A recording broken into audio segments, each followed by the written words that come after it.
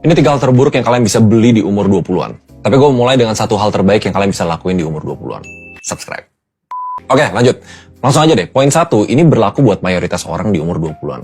Tapi bakal selalu ada 1% yang mungkin nggak berlaku saran ini. Or mungkin 0,1%. Kita nggak usah basa-basi, langsung poin 1 itu depreciating luxuries. Damn, ini gila banget. Menurut gue kebanyakan orang tuh ngerasa kayak ini sesuatu yang bisa dijustifikasi padahal enggak. Kalian pasti lihat banyak banget teman dari kalian yang nabung atau kayak cicilan bahkan pinjol untuk beli luxury gini. Kayak tas-tas mewah, mobil mewah, jam tangan mewah. Asal kalian tahu ya, semua produk ini sebenarnya ditujukan untuk siapa? I'm sorry to say, bukan untuk orang kaya. Tapi ditujukan untuk orang yang belum kaya tapi mau kelihatan kaya. Tapi padahal ini satu hal yang bikin kalian bisa nggak kaya. That's how these big brands, these big companies targeting demographic mereka. Kalau kalian kepikiran untuk beli, berarti kalian kemakan sama marketing strateginya. Tapi kenapa di sini gue tambahin depreciating luxury? Karena luxuries beberapa itu sifatnya bisa apresiasi. Ada beberapa jam tangan mewah, ada beberapa tas-tas mewah yang sifatnya apresiasi. Tapi jarang banget untuk mayoritas kalian pelajari itu dan kalian actually beli untuk investasi. Mau tau nggak, hal terburuk dari purchase pertama ini bukan cuma mengurangi uang kalian, tapi mengurangi satu aspek penting di hidup kalian, yaitu internal self-esteem. Beberapa orang yang ngejar luxury untuk mereka beli, untuk mereka punya, itu sebenarnya tujuannya bukan untuk diri sendiri, tapi tujuannya untuk pamer ke orang yang mungkin gak peduli sama kalian. Kalian butuh social status atau namanya external validation untuk ngerasa keren lewat barang-barang ini. Tapi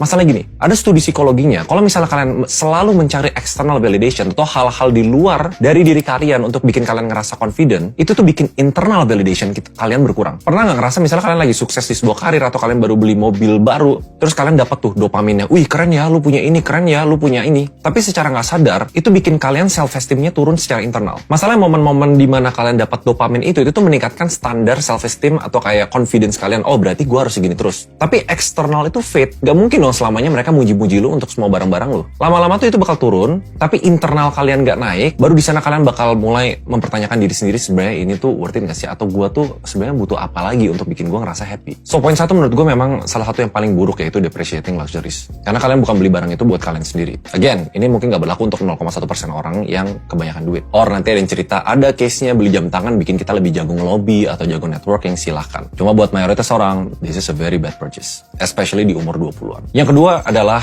cicilan konsumtif. First of all, hutang itu sesuatu yang gua pribadi tuh kalau bisa avoid. Yang lebih parah lagi, hutang terhadap sesuatu yang konsumtif. Kalau beberapa YouTuber luar, mereka ngebahas mungkin salah satu hal yang paling jelek untuk mereka adalah namanya car lease. Mencicil untuk membeli mobil. Kenyataannya untuk hal-hal konsumtif, udah harganya turun, ditambah dengan bunga cicilan, bikin kalian lebih turun lagi. Tapi again, yang lebih buruk daripada aspek finansialnya adalah mentalnya. Kalian bakal pelan-pelan cari, oke, gue belum mampu nih untuk beli ini sekarang, tapi gue mau punya sekarang, bikin kalian malah kedepannya mikir, oke, gue bakal bisa punya barang-barang yang gue gak mampu beli sekarang, malah bikin liabilitasnya banyak dan stuck di saat kalian mau grow. Tapi dalam sisi lain, hal-hal konsumtif itu sesuatu yang kalian tetap harus beli. Itu muter roda ekonomi kita, dan gak ada financial planner manapun di dunia yang bilang lu nggak boleh beli barang-barang konsumtif. Selama pos konsumtif dikeluarin, ada aturan yang misalnya 20% dari income bulanan, 30% dari income bulanan, silakan. Tapi kalau misalnya kalian sampai mikir beli cicilan untuk utang konsumtif, itu bakal bikin semua plan kalian buyar. Dan again, mendingan ditabung, terus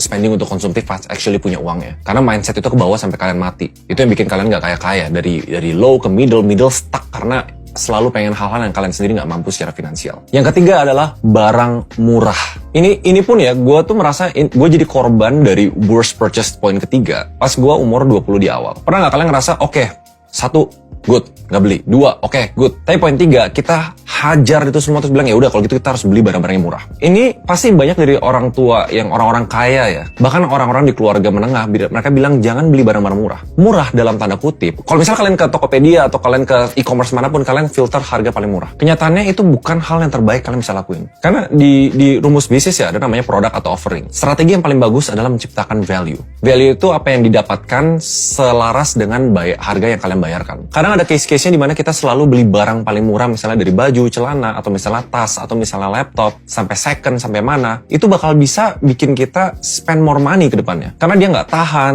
dia rusak, nggak bisa dipakai lama. Instead of cari cheap produk, mendingan cari produk-produk yang value dan sesuai dengan kebutuhan kita. Dulu gue beli kaos ya di Tanah Abang atau di Cempaka Mas dulu kalau gue, sama Mangga 2. Pokoknya budget gue cuma 50.000 sampai 70.000, that's it. Itu budget kaos gue. Tapi jarang banget kaos-kaos itu gue pakai bertahun-tahun. At the end, sekarang gue beli kaos yang mungkin 100-150 150.000 di Uniqlo mungkin. Itu bisa gue pakai bertahun-tahun. Dicuci nggak rusak, nggak mengecil. Sedangkan kaos-kaos yang gue beli terlalu murah, sekali masuk ke laundry pas gue pakai, gue jadi kayak, lo tau nggak ya, ngepres banget tuh dada gue kemana-mana, ini gue kemana-mana. Ini sesuatu yang gue pelajari setelah bertahun-tahun gue konsumtif, ternyata bisa loh kayak lebih hemat dengan kita cari barang yang lebih mahal. Tapi satu hal penting dari poin ini, jangan justifikasi diri, oh ya udah gue bakal selalu beli barang yang lebih mahal. Again, kalau produk ada murah, ada mahal, ada namanya value. Mahal boleh selama value-nya lebih bagus dan bisa bertahan lebih lama. So itu 3 hal worst purchases di umur 20-an versi gue. Gue mau kalian share dong, kalau kalian sendiri worst purchases itu apa. Kalau ada yang komen aneh-aneh, misalnya kayak purchase experience untuk pacar, atau misalnya untuk yang disensor,